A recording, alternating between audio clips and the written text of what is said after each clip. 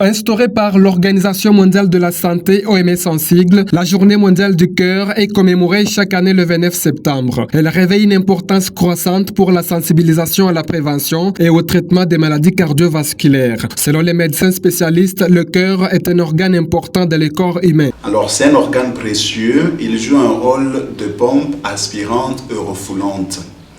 Le cœur reçoit des poumons du sang riche en oxygène qu'il va répartir sur tout l'organisme, sur tout le corps humain, bien sûr. Comme on dit, la charité bien ordonnée commençant par soi-même. Il se distribue, il s'auto-transfuse, s'auto-perfuse et puis il va ravitailler le reste des organes de l'organisme. Tout simplement parce que le sang, c'est bien lui le véhicule qui amène de l'oxygène et des nutriments.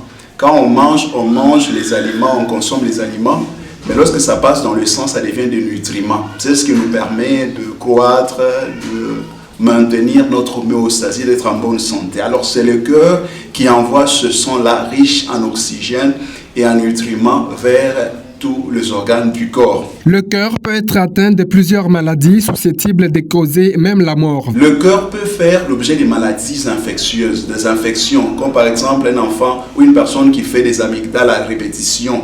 Alors les amygdalites, ça peut se compliquer de problèmes au niveau du cœur, ça peut faire une endocardite. Le cœur a des enveloppes, une péricardite, donc les maladies infectieuses peuvent également toucher le cœur.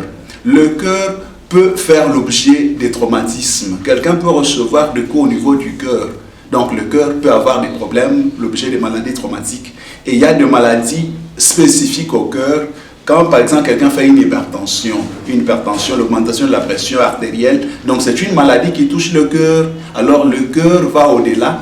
Et si ce n'est pas soigné, ça peut amener lieu à un problème d'insuffisance cardiaque. Selon les statistiques de l'OMS, les maladies cardiovasculaires provoquent chaque année plus de 17,5 millions de décès dans le monde.